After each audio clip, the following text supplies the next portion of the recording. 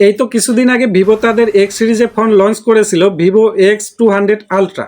তো এই ফোনটা মার্কেটে লঞ্চ হওয়ার পর কিন্তু স্যামসাং এবং অ্যাপেলের মতো কোম্পানির কিন্তু ঘুম হারাম করে দিছিল, কেননা এই ফোনটা কিন্তু প্রচুর পরিমাণ মার্কেটে সাড়া ফেলেছিল, বিশেষ করে এটার ক্যামেরার কারণে। তো তারা যেহেতু এটা ফ্ল্যাগশিপ ফোন ছিল, এখন তারা মিড রেঞ্জ বাজার দখল করার জন্য বাজারে নিয়ে আসলো ভিভো Y400। তো ওয়াই সিরিজের ফোনগুলো বরাবরই আমরা দেখি ডিজাইনের দিক দিয়ে বেশ সুন্দর ডিজাইন নিয়ে আসে এবং নতুন ডিজাইন নিয়ে আসার চেষ্টা করে ভিভো। তো এখানে কিন্তু তার ব্যতিক্রম করেনি। এই ফোনটা বেশ প্রিমিয়াম একটা ডিজাইন নিয়ে আসছে, সেই সাথে এই ফোনটা কিন্তু ধরে হ্যান্ড ফিলও অনেক ভালো পাওয়া যাবে। এর আগের ফোনগুলো যদিও ওয়াই সিরিজের ফ্ল্যাট ছিল, এটা কিন্তু একটু কার্ভ করা হয়েছে বডিটা। সেই সাথে এই ফোনটা কিন্তু দুইটা ভেরিয়েন্টে লঞ্চ করা হয়েছে, 8 জিবি 128 জিবি এবং 8 জিবি 256 জিবি। তা এখন কথার বিষয় হলো যে এই ফোনটা যেই বাজেটে লঞ্চ করা হয়েছে এবং এই বাজেটের মধ্যে এই ফোনটা আদৌ নেওয়া উচিত হবে কিনা, এটাই মূলত আপনার সাথে শেয়ার করব। তো আপনি যদি আমার চ্যানেলে নতুন হয়ে থাকেন, অবশ্যই বলবো চ্যানেলটি সাবস্ক্রাইব করে আমার পাশেই থাকুন। তো চলুন বন্ধুরা, কথা না বাড়িয়ে মূল ভিডিও শুরু করা যাক। প্রথমে কথা বলি ফোনটার ডিজাইন নিয়ে। এই ফোনটার ডিজাইনটা এক কথায় অসাধারণ করা হয়েছে এবং যে কেউ দেখলে ভালো লাগবে। ফোনটা কিন্তু ধরেও বেশ প্রিমিয়াম ফিল পাবেন, কেননা এই ফোনটাতে কিন্তু অন্যান্য ওয়াই সিরিজের ফোনগুলো কিন্তু একটু বডিটা ফ্ল্যাট করা হয়, এইখানে কিন্তু তারা কার্ভ করছে এবং কার্ভ করার কারণে কিন্তু আপনি হ্যান্ড ফিল অনেক ভালো পাবেন এবং হাত দিয়ে ধরেও বেশ প্রিমিয়াম ফিল পাবেন। এই ফোনটার থিকনেস হলো 7.9 mm এবং এটা ওয়েট ব্যবহার করা হয়েছে 196 গ্রাম। তো এই ফোনটা ওয়েট ব্যালেন্স এবং ডিজাইন কিন্তু আমার কাছে ঠিকঠাকই মনে হয়েছে। এখন আসি ডিসপ্লে সেকশন নিয়ে। এই ফোনটির ডিসপ্লেতে কিন্তু ব্যবহার করা হয়েছে 6.67 ইঞ্চি একটি অ্যামোলেড ডিসপ্লে, যেখানে 120 হার্জ রিফ্রেশ রেট ব্যবহার করা হয়েছে। তো এই 120 হার্জ রিফ্রেশ রেট হতে এবং সেখানে 120 হার্জ রিফ্রেশ রেটের সাথে অ্যামোলেড ডিসপ্লে, তো অবশ্যই বলবো যে একদম ভালো মানের একটা ডিসপ্লে এখানে ব্যবহার করা হয়েছে। সেই সাথে আপনার ডিসপ্লেটা চিন বেজেলটা যদি দেখেন, ডিসপ্লেটা চিন বেজেলটা কিন্তু একদমই ন্যারো রাখা হয়েছে, সেই জন্য দেখতে কিন্তু অনেকটাই প্রিমিয়াম লাগে এবং অনেকটা ভালো লাগে। বিশেষ করে যারা নাকি কন্টিং ওয়াচিং করবেন, তারা কিন্তু অনেক সুন্দর একটা ফিল পাবেন এবং ভাইব্রেট একটা কালার পাবেন। এবং এই ডিসপ্লেটার যাতে নিটস ব্যবহার করা হয়েছে 1200 ব্রাইটনেস, যেটা দিয়ে আপনি ইনডোর এবং আউটডোরে মোটামুটি ভালোভাবেই ব্যবহার করতে পারবেন। তো সেই সাথে এই ফোনটির ডিসপ্লের রেজুলেশন ব্যবহার করা হয়েছে 1080x2400 পিক্সেল এবং পিপিআই ডায়মন্ডসিটি ব্যবহার করা হয়েছে প্রায় 400-র কাছাকাছি, 394 বা 96 এর মধ্যেই ব্যবহার করা হয়েছে। তো ডিসপ্লেটা আমি ওভারঅল ঠিকঠাকই আমার কাছে মনে হয়েছে এবং ডিসপ্লেটা খুবই ভালো মানের ডিসপ্লে এখানে ব্যবহার করা হয়েছে। ডিসপ্লেটা আমার মতো একদম ঠিকঠাকই আছে। দেখুন, একটা ফোনের যত কিছুই ভালো ব্যবহার করা হোক না কেন, ফোনের প্রসেসর যদি ভালো না থাকে, তাহলে কিন্তু আপনি কোনো জায়গায় ভালো পারফরমেন্স পাবেন না। তো দেখার বিষয় হলো এই ফোনটাতে কিন্তু তারা ব্যবহার করেছে ওয়ালকাম স্ন্যাপড্রাগন 685 যে প্রসেসরটা, সেটা।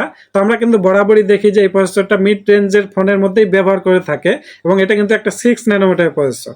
তো কথা হলো যে 2025 সালে এসে একটা ফোন 28 হতে 30,000 টাকার মধ্যে যদি হয়, এই ফোনটার মধ্যে যদি আপনি স্ন্যাপড্রাগনের 685 প্রসেসরটা ব্যবহার করেন, তাহলে আমার কাছে মনে হয় এখানে একটু কমতি রয়েই গেল।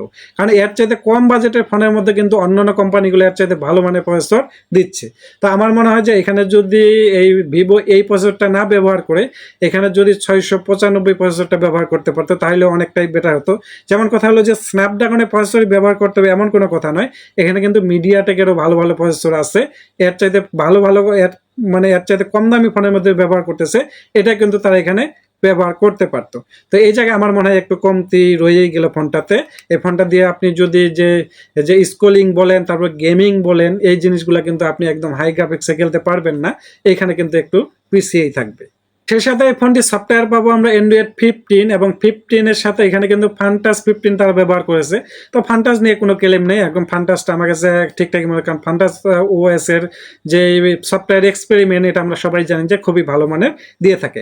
তো এখানে ডিসপ্লেটা ঠিকঠাক ছিল, আমার কাছে ডিজাইনটাও ঠিকঠাক মনে হয়েছে, তবে প্রসেসরে এসে আমার কাছে একটু কমতি মনে হয়েছে।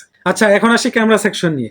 এই ফোনটি ক্যামেরাতে ব্যবহার করেছে মেইন ক্যামেরা 50 মেগাপিক্সেলের সাথে 2 মেগাপিক্সেল একটা ডেপথ সেন্সর ব্যবহার করা হয়েছে এবং 50 মেগাপিক্সেলের মেইন ক্যামেরা আপনাকে খুব ভালো মানের ছবি প্রোভাইড করবে, কিন্তু আপনাকে পোর্ট্রেট মোডে যখন ছবি তুলবেন, এখানে আপনার কাছে একটু ঘাটতি মনে হবে। এখানে আপনি জুম করে পোর্ট্রেট মোড দিয়ে ছবি তুলতে পারবেন না, আর তুললেও এটা এরকম একটা ভালো রেজাল্ট দিবে না। এবং এই ফোনটা দিয়ে আপনার ভিডিও রেকর্ড করতে পারবেন 1080 এপিএস এবং 30 এপিএস এ। তো এইখানে কিন্তু আমার কাছে কমতি মনে হয়েছে বর্তমানে এই বাজেটের মধ্যে, এবং 30,000 টাকা যেহেতু ফোনটার দাম, এই বাজেটের মধ্যে তার অন্তত 2K তে ভিডিও রেকর্ড করার সুবিধা দিতে পারতো, তবে 4K তে আসলে দেওয়া যাবে না, যেহেতু এটার যেই প্রসেসর ব্যবহার করা হয়েছে এটা 4K সাপোর্ট নিবে না, অতএব 4K এর কথা বলেও লাভ নেই। তবে এখানে আমার কাছে একটু কমতি মনে হয়েছে, অবশ্যই এখানে 2K তে ভিডিও রেকর্ড করার সুবিধা দেওয়ার দরকার ছিল।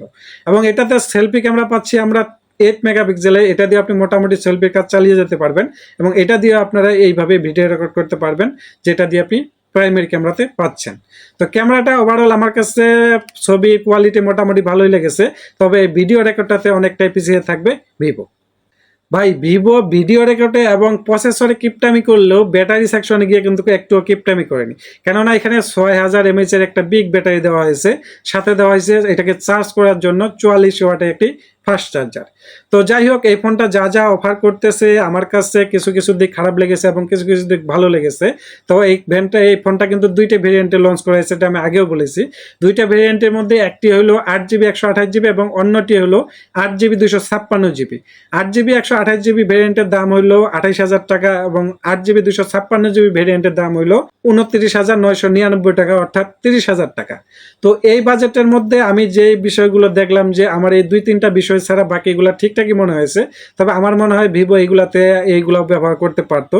যেমন প্রসেসরটাতে কিন্তু আপনারা একটু বেটার প্রসেসর ব্যবহার করতে পারতো, একটু ভালো প্রসেসর ব্যবহার করলে কিন্তু এখানে আপনারা 2K অথবা 4K তে ভিডিও রেকর্ডে সুবিধাটা পেয়ে যেতাম। তো এই ভিডিওটি এই পর্যন্তই, ভালো লাগলে অবশ্যই কমেন্ট করবেন, সাবস্ক্রাইব করবেন, লাইক করবেন।